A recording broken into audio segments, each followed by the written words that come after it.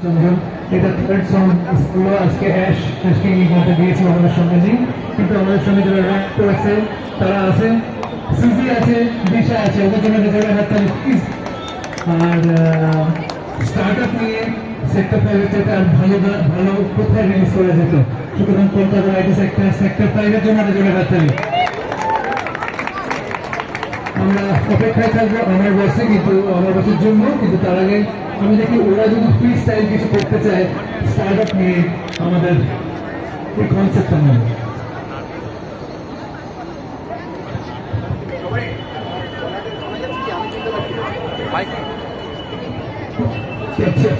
হ্যাঁ, সবাই শুনতে পাচ্ছি আমার কথাটা? শুনতে পেরেছি? পরে আওয়াজ করে সেক্টর 5